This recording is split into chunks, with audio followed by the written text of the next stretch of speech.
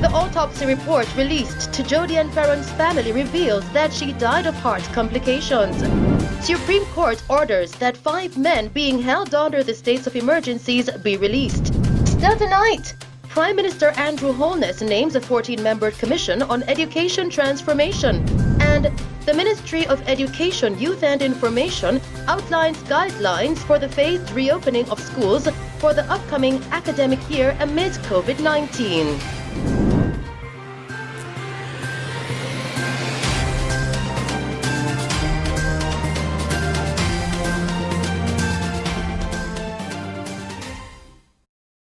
Good evening. In breaking news tonight, the Ministry of Health and Wellness has announced 5 new cases of COVID-19 in the last 24 hours, taking the total of infected persons to 821 with 711 recoveries. Still making Mello TV news, the autopsy report released to JODIAN FEARON'S family reveals that she died of heart complications. Here is Colleen May with more on this story. Isat Buchanan, the lawyer representing the family of JODIAN FEARON, says the autopsy report released to the family shows that the young mother died from complications of the heart. The family of the late Miss JODIAN FEARON is now in receipt of the post-mortem examination report. And the report in essence has confirmed what the medical representative, Dr. Ford, has stated previously in the media, that she died from complications of the heart. Miss FEARON was unfortunately found slumped over in the ICU unit of the University Hospital of the West Indies. And the family certainly saddened to learn that she was unsupervised, as stated before, and that no one came to her assistance for an unknown duration of time before discovering her on the floor. Certainly, the family awaits what the decision of the coroner's court, as well as any direction from the DPP in this matter. And I await further instructions from the family, certainly as to the next steps. Our news team visited Farron's mother, Portia Green-Horton, who expressed that as a mother, it is really hard to process what her daughter had went through. It shouldn't have taken so long, given the fact that Dr. Ford, my independent observer at the time of the autopsy, had already stated the obvious, which is what they had concluded in the present file that they presented us with. While we were having the discussion, I knew I just basically blocked out because it's just very traumatic, and so I have not been through the whole thing. And of course, my daughter Shanice, she has been through it, but she's still feared to tell me some of the stuff because as the mother, it's very hard to really process and to process all that she went through, So sometimes I feel as if I don't know if I want to know, but I will have to, but I can't get the guts to do it right now. It's very difficult. Mrs. Green-Horton also said that many things regarding her daughter's death angers her. Why is it she was found in a slouched position on the floor of an ICU unit? That really bothers me, where you have camera monitoring that particular area. Because of the whole COVID situation and how the doctors and nurses fear COVID, I personally felt from the initial stage that they may have seen her, got up out the bed, but because of fear of touching her, because remember, she just gave birth, she was bleeding. So many things angers me. But one thing, I wish the nurse would, or somebody would have listened, because I was on the phone. And I briefly spoke to Dr. Golson as well. And I was saying, she doesn't have COVID. She doesn't have COVID. I said, those are not COVID symptoms. She's pregnant. I'm not a doctor. but I could tell them that that's not COVID. Nobody listens. So that really hits home. Like I said, there are several other things, but that right there, because if they had listened, we wouldn't have been here today. I guarantee you that much. I don't have any trust in the system. I have to trust God. With what I've seen and what the family has been through with the whole ordeal, I don't know if I trust the system, but I trust God. Reporting for Mello TV News, I am Colleen May. In news from the capital, 2 policemen attached to the Constant Spring police station were shot and injured on Constant Spring Road in the vicinity of a service station this morning. Reports coming into our news center are that at about 1:30 a.m., the police were on patrol in the area when they observed a white Honda Civic motor vehicle parked along the roadway. The team then approached the vehicle and attempted to make inquiries, when the men on board immediately opened fire at the policemen, hitting them both before attempting to flee the scene. The injured officers returned the gunfire, and the car subsequently crashed a short distance away. One of the armed men ran from the vehicle. However, the driver who received a gunshot wound was held. All 3 persons were taken to the hospital, where the unidentified man was pronounced dead while undergoing treatment. The officers are currently being treated. The Constant Spring Police are reporting that earlier today, a man allegedly believed to be one of the men involved in the shooting incident has been taken into custody after he turned up at a hospital for treatment. Meanwhile, Chairman of the Police Federation, Sergeant Petray Rowe, says the Federation is thankful that the officers were not killed. We are thankful that our colleagues were not killed or seriously injured. They were both treated at hospital and released, and they demonstrated professionalism and command over the situation this morning, and because of that we managed to come out of that situation as the more superior trained and more superior experience, and we have neutralized the threat. It is our understanding that these persons who were injured in the incident were approached in a professional manner by our colleagues and inquire as to why they were at the location, and they opened fire on our colleagues, which demonstrate the brazen way that criminals approach criminal conduct, and with intention to kill and harm our colleagues. And we were happy that we came out the superior force this morning. Sergeant Rowe also expressed concerns over the motion to amend the Independent Commission of Investigations Act that was tabled in Parliament by Justice Minister Delroy Chuck on Tuesday. It is very concerning and very disheartening for us as a police force that there can be a suggestion from a Minister of Justice which appears to have ensured or is ensuring that justice only leads on the side of Indicom, and that the police are left exposed to systems that breaches police officers' rights and do not ensure that due regard is being placed on police officers. The Minister of National Security, we believe, was very careless when he made utterances to the effect that Indicom existence has reduced extrajudicial killing. As an attorney at law, we held the Minister of Justice to a higher standard. And for a Minister of Justice to make a declaration or proclamation that police is involved in extrajudicial killing without those cases being examined by a court of law and a determination made, we believe that it is statements like these from people who hold position in this country that embolden criminals to attack the police, that emboldens average Jamaican to speak out against and attack the police and resist the police, even when police are trying to be professional and are doing their job.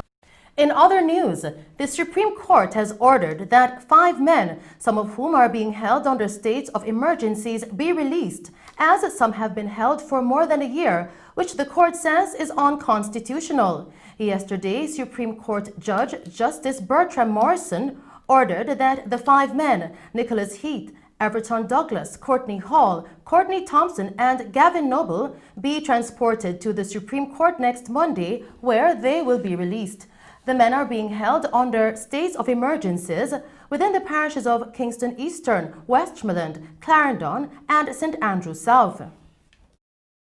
Meanwhile, leader of the opposition and president of the People's National Party, PNP, Dr. Peter Phillips, says yesterday's ruling by the Supreme Court Judge Justice Bertram Morrison on the unconstitutionality of the detention of citizens in the current states of emergencies, SOEs, is of great constitutional significance. The judgment delivered by Mr. Justice Morrison represents a significant element in the maturation of our democracy, in our view.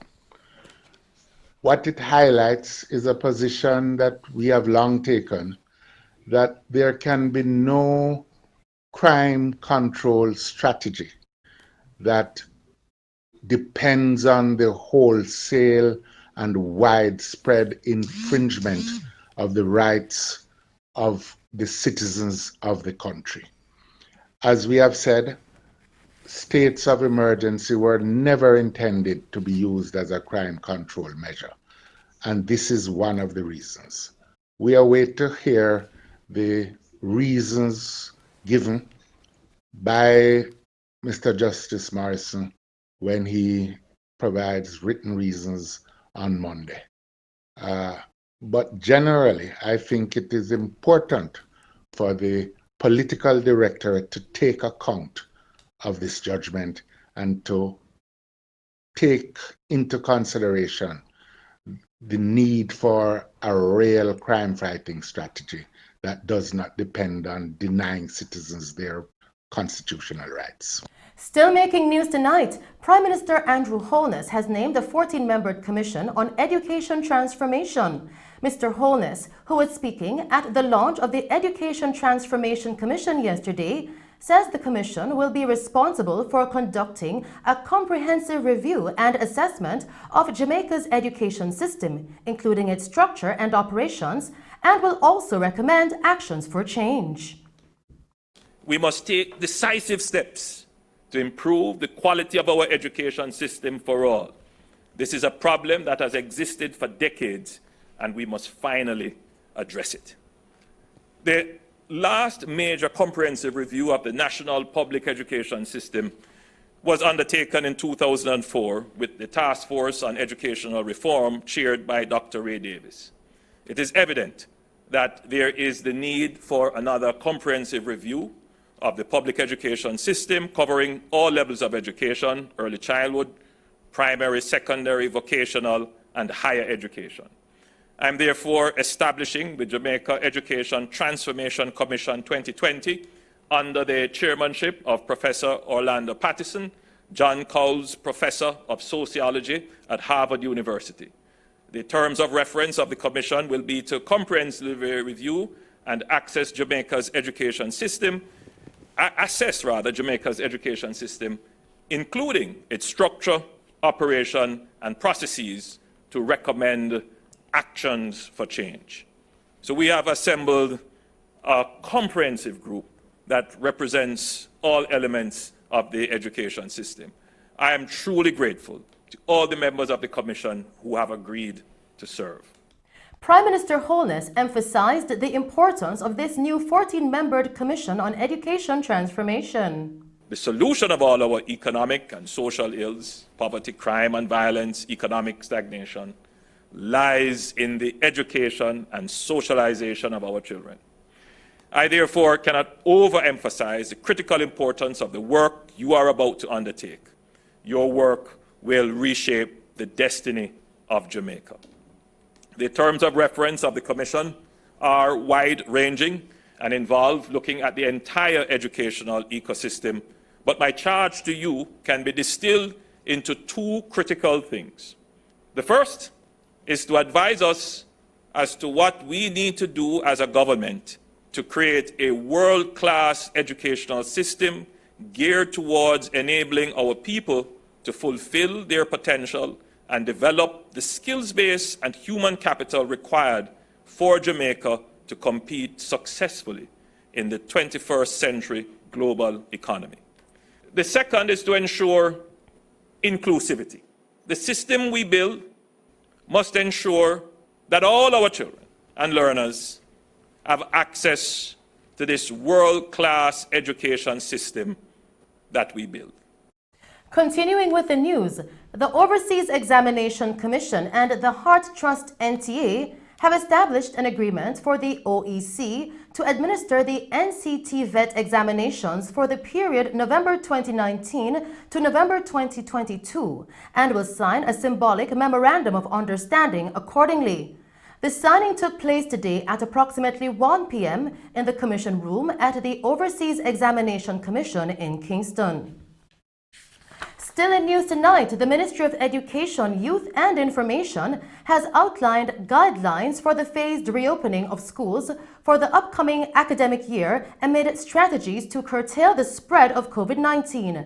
The ministry says the approach is guided by research into international best practices and consultations with local, international partner stakeholders and will see September 7 to 11 being observed as a simulation week, which is very important for students and staff to become accustomed to the new measures in light of their health and safety.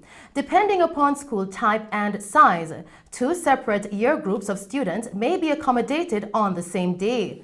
September 14 to 25 will facilitate only grades 4 to 6 for the primary schools and grades 9 to 11 for secondary schools.